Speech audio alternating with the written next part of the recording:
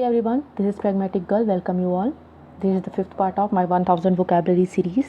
You can follow us on YouTube, Telegram, and Instagram also. So without wasting time, let's start. My first word is manifold. Manifold is an adjective जिसका मतलब होता है many, numerous, multiple, अनेक होता है, ठीक है. तो मैनीफोल्ड को रिलेट कर पाएंगे. ये इमेज आपको दिख रही है, इसमें मल्टीपल कलर्स हैं. Multiple colours in many folds, in a folds, they are in fold. So इसको हम रिलेट कर पाएंगे that many fold, multiple colour ये जो फोल्ड में है इसका मतलब होता है. तो मैनी फोल्ड का मतलब क्या हो जाएगा? मल्टीपल. एंटोनिम हो जाएगा सिंगल. इसका example sentences, the implication of the decision were many fold. Okay, तो implication means effect. The impact of decision is multiple, मतलब जो डिसीजन का इम्पैक्ट होगा वो होगा मल्टीपल होगा. Dispute, next word is dispute, जो कि एक नाउन होता है जिसका मतलब होता है विवाद, डिबेट, डिस्कशन, डिस्पिटेशन. इसका सिनोनिम हो जाएगा, इसका एंटोनिम हो जाएगा एग्रीमेंट. तो इसका डिस्प्यूट को देखिए, ये टू कंट्री के जो हैं प्रेसिडेंट हैं, कौन कौन? Donald Trump and he is C Jinping. Okay, Chinese president and he is a American president.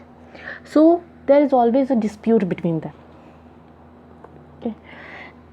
Example sentence हो जाएगा, a territorial dispute was held between the two countries. तो दो कंट्री के बीच में कैसे चल रहा है? टेरिटोरियल डिस्प्यूट चल रहा है. नेक्स्ट इज टेरिटरी को लेके. Next is moratorium. Moratorium is a noun जिसका मतलब होता है रोक, एम्बार्गो, बैन, प्रोहिबिशन, किस चीज़ में रोक लगाना. ओके, ऐसा moratorium can be connected with the auditorium. ऐसा ऑडिटोरियम, तो ऑडिटोरियम में क्या होता है?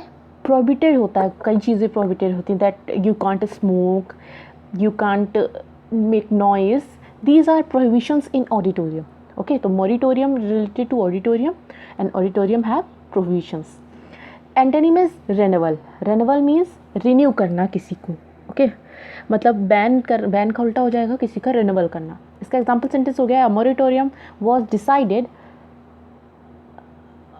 On the use of drift net. तो ड्रिफ्ट नेट जो होते हैं उनको क्या किया गया है? उन पर बैन लगाने का डिसाइड किया गया है. ओके, नेक्स्ट वर्ड जो है वो है प्रोमलगेट. इट्स अ वर्ब जिसका मतलब होता है घोषणा करना, पब्लिसाइज करना, स्प्रेड करना, कम्युनिकेट करना. इसका एंटोनिम जिसका मतलब होता है, इसका एंटोनिम होता है कंसील. ओके, तो हियर द मैन, ये क्या कर रहा है? पैम्पलेट स्टिक कर रहा है वॉल्स में. तो पैम्पलेट्स लगाए जाते हैं क्यों? किसी चीज़ को पब्लिसाइज करने के लिए. Okay, so he is publicising something.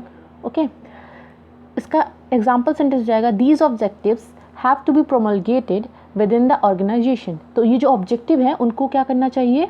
Promulgate करना चाहिए, स्प्रेड करना चाहिए, उसकी घोषणा करनी चाहिए ऑर्गेनाइजेशन में. ठीक है.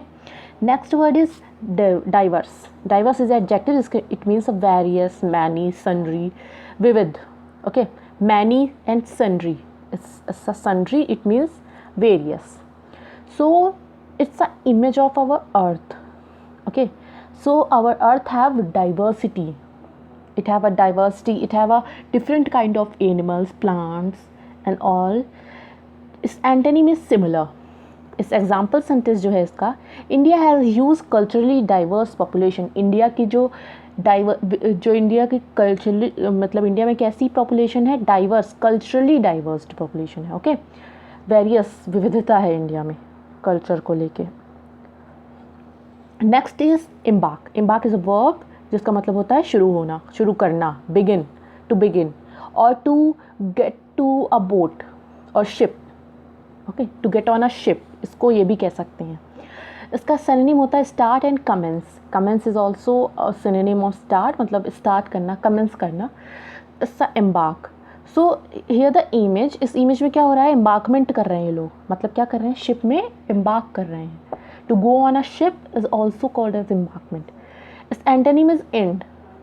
Example sentence, she embarked on a new career. उसने क्या किया? कमेंस किया या स्टार्ट किया अपना new career. Okay, next word is massive. Massive is adjective जिसका मतलब होता है विशाल, huge, a huge, enormous, gigantic.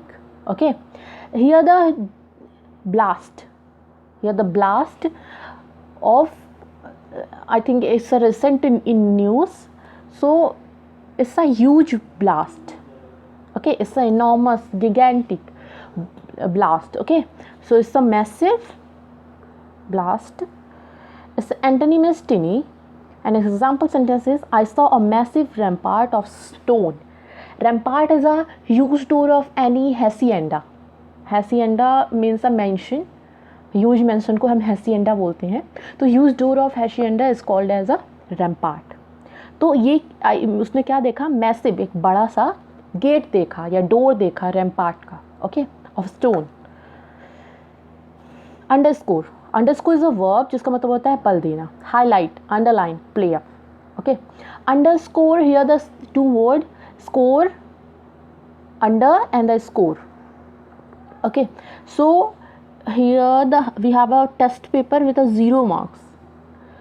तो जो लो अंडर मार्क्स होते हैं, मतलब जो कम मार्क्स होते हैं, उनको क्या किया जाता है, बहुत ज़्यादा हाईलाइटेड किया जाता है.